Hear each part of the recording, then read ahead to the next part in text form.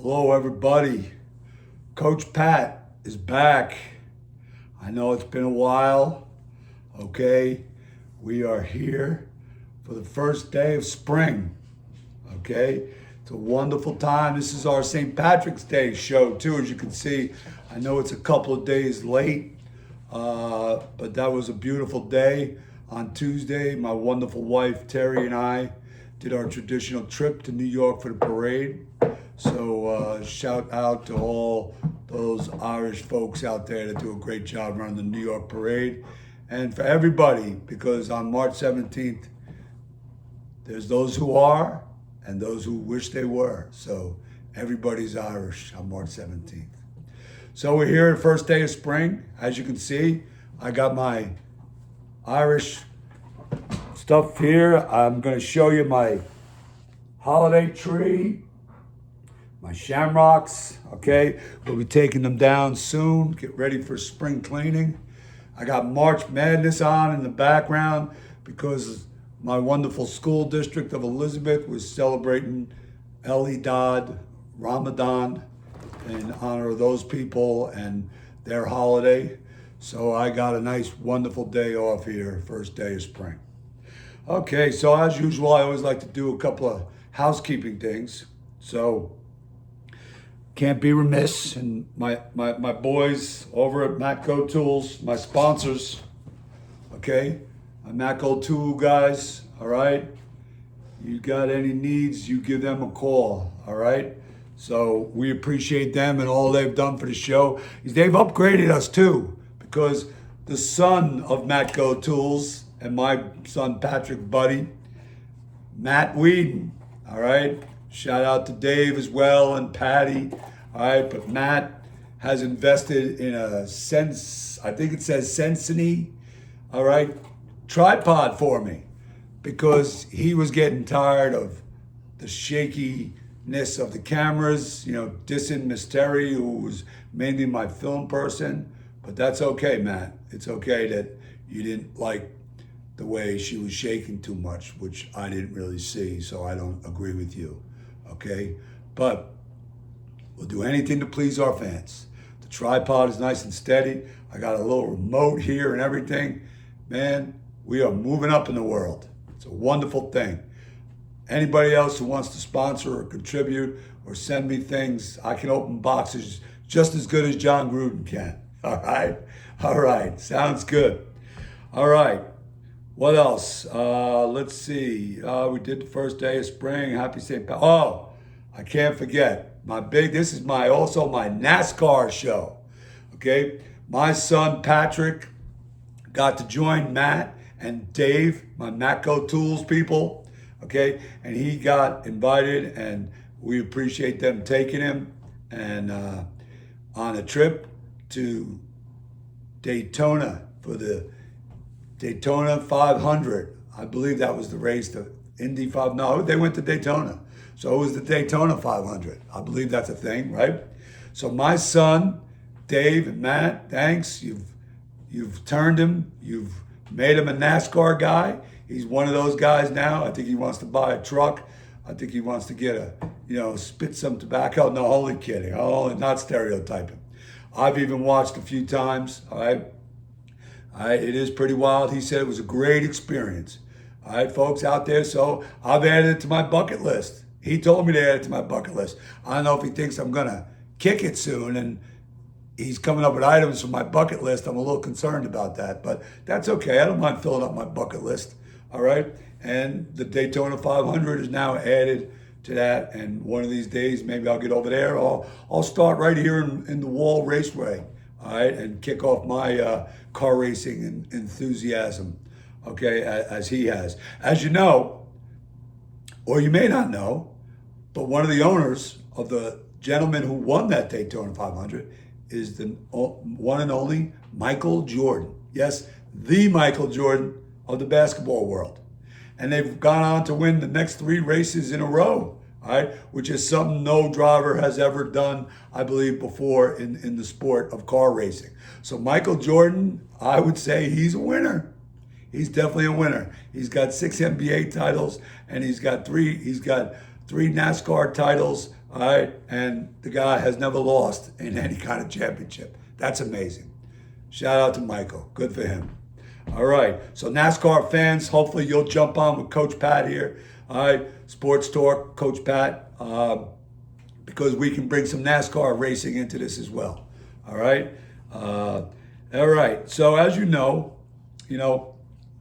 my main emphasis in starting this show is was youth sports, and I don't want to keep that the main emphasis. I don't mind touching on college sports, March Madness, because they all kind of blend together at some point. All right, but youth sports. I'm not the only one talking about it out there. There's a lot of people talking about it. Okay, and I got I know I listen to Youth Inc. Craig Olson, another Jersey guy, Wayne Hills High School. All right, University of Miami. All right, and then a wonderful career in the NFL. All right, he talks Youth Inc. and he brings in speakers, a lot of people from the pro world and announcers and broadcasters and so forth. So you should check out his podcast, as I know I do. And I'm just glad to see that even those people, and like I've said on this show, when I was involved with Giant youth sports summer football camps, and former Giant football players would come and speak, they would really emphasize to any parents that were listening to their talks, but mainly to the kids, to play multiple sports. They emphasized it for 12 summers that I did it. Every different former Giant player that came through had that point in their speech at some point. Okay, and Craig Olson talks about it a ton. He shows highlights of him coaching. He coaches middle school, I think, down in North Carolina, and I'd like to give him my condolences on his brother. I believe his brother's name was Chris. Chris also was his oldest brother, and he passed away of brain tumor. So that was a sad time for him. He went to Notre Dame. He played at Wayne Hills also. He was a very good quarterback. I think he ended up transferring to Virginia from there. And as you know, their father is a legendary high school coach, Craig Olson, at Wayne Hills, and got his start at St. Cecilia's, the same place Vince Lombardi did. All right, so along with that, there's some brain tumor walks going on in Maine, and trying to defeat this terrible disease that has no cure, and too many good folks are leaving us too soon due to this disease. So I have a lot of empathy, and I have a personal situation where I really hope we can bring an end to this tragedy of brain tumor. And to all those people out there that are fighting the fight, we fight with you. We are fighting with you. We all need to fight with all the cancer survivors and people battling cancer, especially our young children, as we talked about in our Thon episode. Okay? All right. I do apologize for, well, I don't apologize. I mean, I know I just quickly brought it down to that level, but it needed to be said as we were talking about Craig Olson. So Craig Olson talks about the importance of playing multiple sports. He's a guy that played in the NFL. He's played at the highest levels, and he played multiple sports in high school. And he urges kids and family, and he says, and I agree with him, and I think I may have said it too. So I may have said it first, Greg, but we don't know. We don't have to fight about that. Okay, you bring me on your show and we can talk about it. But he says, if you are out there, parents, and you have a travel coach or an AAU coach or whatever the sport might be, soccer, hockey, softball, basketball, football, and they're telling you, quit all those other sports and focus on this sport and this team, you should run out the door and get a new coach and get your money back, all right? Because that's not someone who's got your best interest in mind or your child's best interest. Let's put it that way, your child's best interest. And parents, you need to make sure you have your child's best interest in mind as well, and not yours, not trying to live vicariously through them, okay? Play multiple sports, Back in the day, I grew up in a small town. Everybody played multiple sports. The fall was for football, soccer, whatever sports were available. There's a lot more available now. Okay, the winter was for basketball, wrestling, whatever. All right, and again, a lot more sports available now. All right, and the spring was for baseball, track. All right, and again, a lot more sports available now in those seasons. Okay, and that's what you did year round. And it made you a better athlete in every sport you played. Even if there was one that was your favorite that you really loved more than the other, it made you better in that sport. It made you a better teammate, and it actually made you a better athlete. All right, and that goes for boys, girls, men, and women. Okay, we have to play multiple sports. We have to get back to playing multiple sports and not specializing, because it's going to be the demise of high school sports if we do not do this. Okay, I read an article where girls high school basketball is down throughout the United States. It's down like a tragic number, like 70%. It's down. Okay, you can fact check me, but I could be off there. But it's the fact that it's even down at a time when girls high school basketball should be on the rise due to the WNBA and Caitlin Clark and everything she did at Iowa and for the sport, and all the other players, and UConn and all the women's college game is a wonderful game, and those are the girls that these high school girls and young girls, the youth should be looking up to and watching. All right, and when it's raising up. And they're getting treated better. They still don't get paid as well as they should in the pro level compared to the men's game. All right?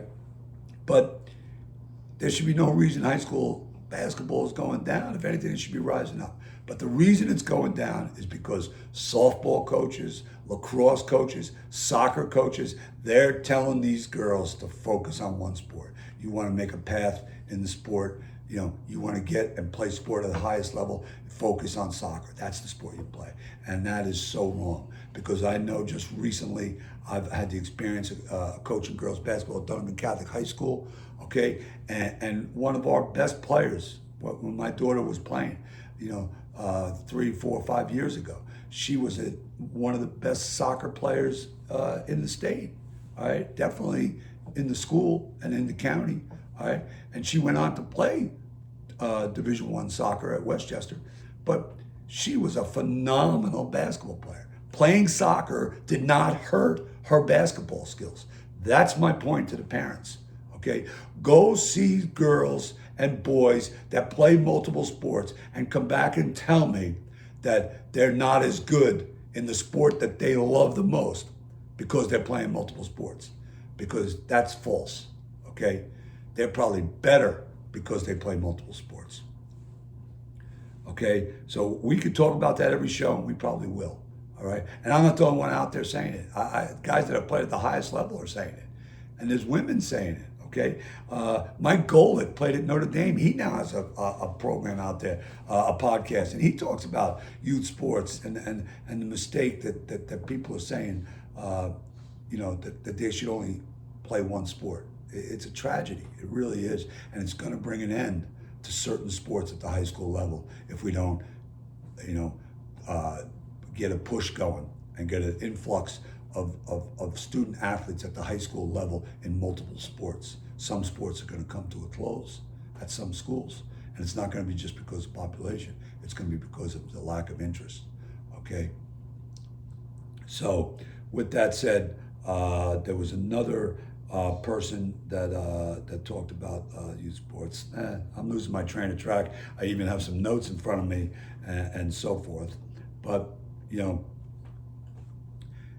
that leads me to what's going on in youth sports, okay? And what's going on in youth sports is unbelievable. Like I've said on this show before, there's not a time that I don't pick up an article or find an article in the newspaper or online somewhere where there's the sport could be hockey, the sport could be soccer, the sport basketball, football, baseball, travel, high school, whatever it is, and there's a parent coming out of the stands attacking referees, attacking coaches, attacking players in the line when they're shaking hands. I saw a video on that. Unfathomable. Couldn't believe what I was seeing. First of all, the security in the places and the organizations, travel, AAU, high schools, middle schools that run these games and these events need to do a better job of securing those athletes and those coaches and protecting them. There should be no way that a mother can come out of the stands and get into the line where they're shaking hands and accost one of the players in the line because she didn't like the way he treated her son on the court in the game of basketball. Was this particular incident. That should never happen. Ever happen.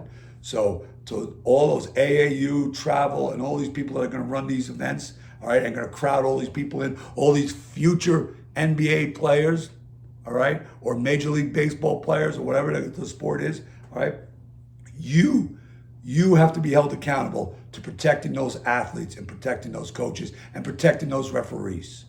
You cannot allow people to come out of the stands. It cannot be tolerated. It has to be a zero tolerance. All right. And you other parents that are at the games, that are watching and don't act that way, you cannot tolerate it either. You need to stand up. It's like watching a bully in school bully another student and standing there and doing nothing about it.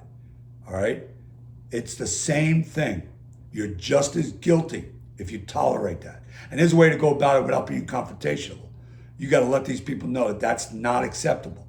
Okay? And if you sit there and watch it, or you get up and you walk out of the gym while these adults are attacking referees and coaches and other players, all right, then shame on you as well, because you could do something about it. You can make a difference.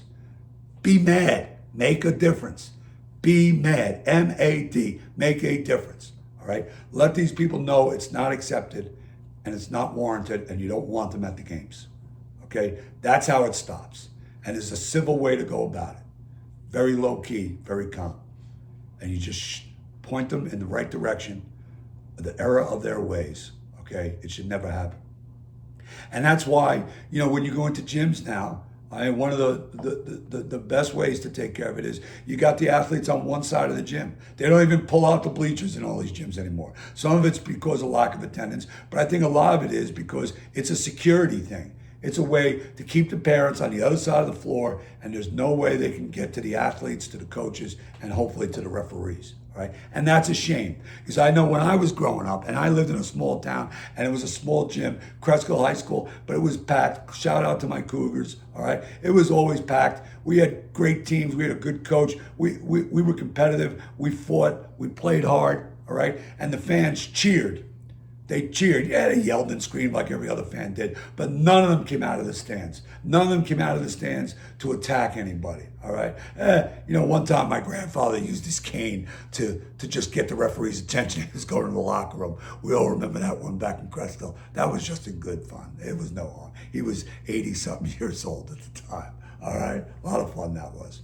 All right. But it used to be great as an athlete. We used to have fans right behind us. We'd be on the bench at timeout, our coach talking to us, and there's fans right there. You could hear them. You could feel them breathing on your neck. All right. Those days are over.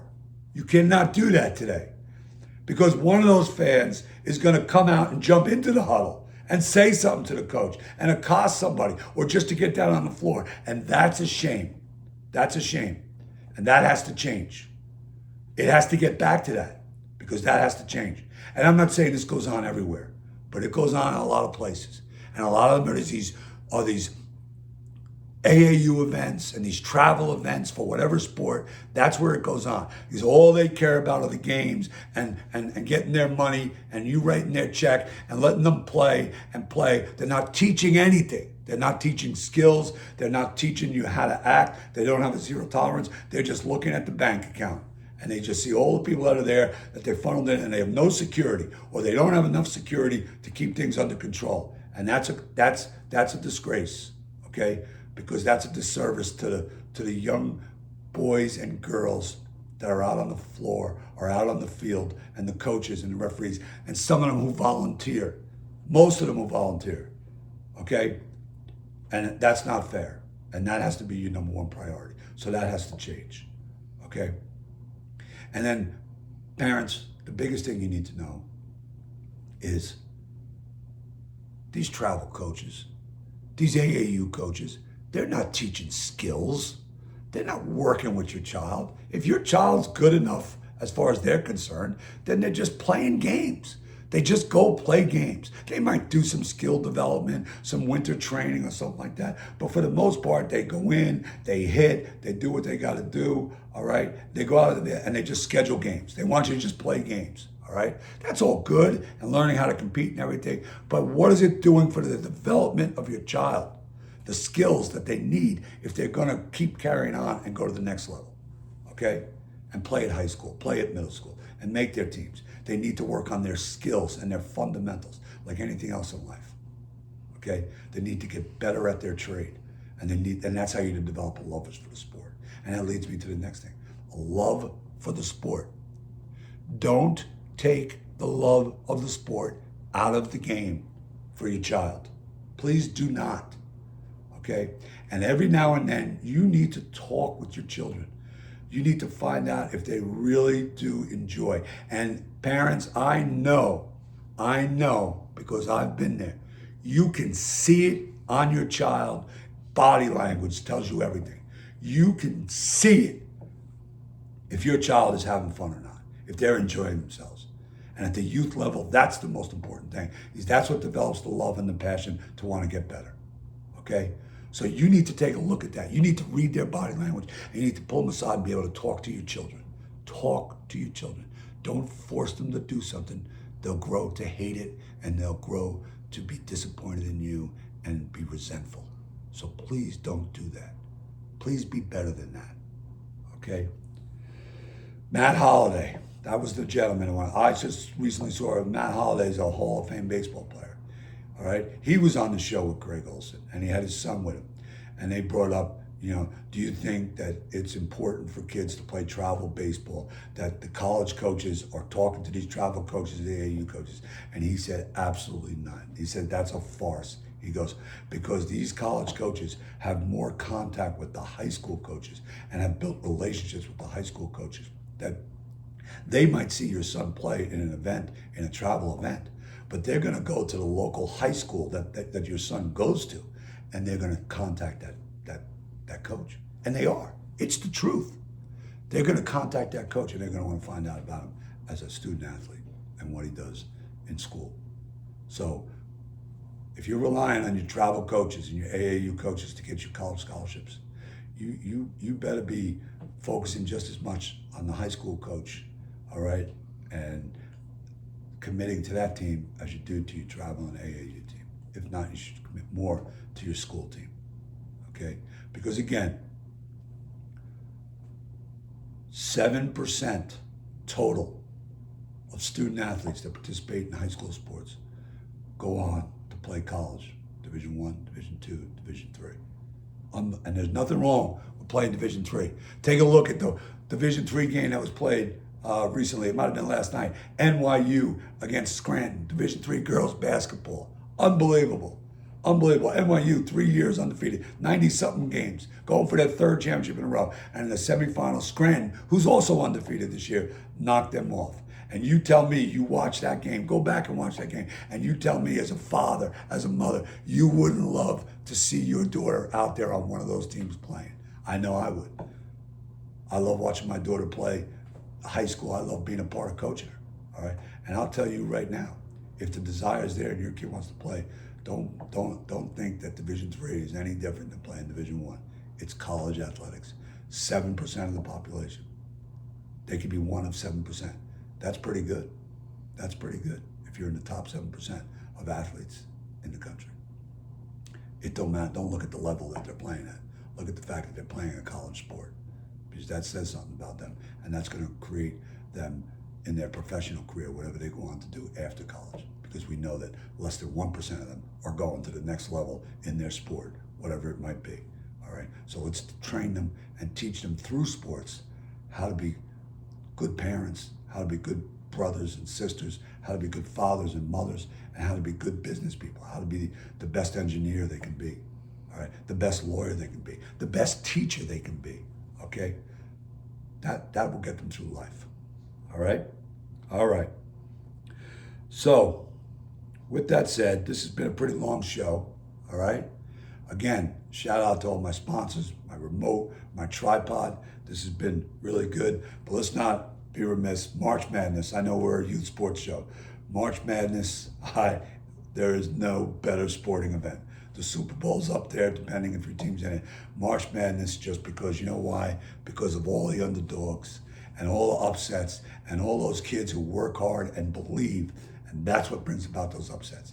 And there should be no shame or disgrace to those top seeds that lose, all right? Because they're out there competing and doing the best. And whoever's better that day, it's a one-game elimination.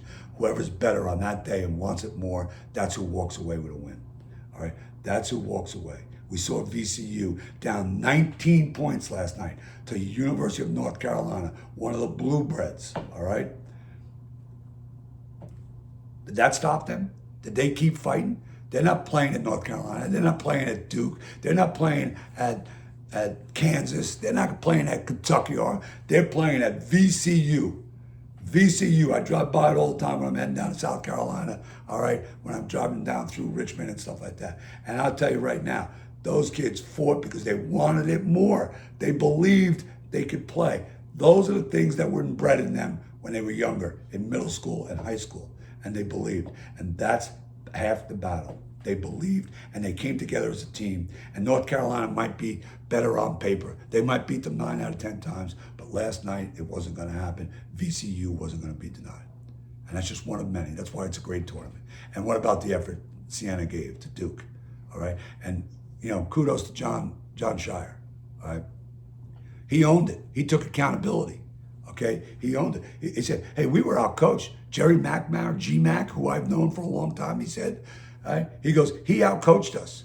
He out-coached me. He out-coached my staff, and his team outplayed us. They were better prepared to play than my team. So he's learned from it, and it's probably going to wake him up to be better prepared the next time they go to play, because now they know how quickly it can all be over.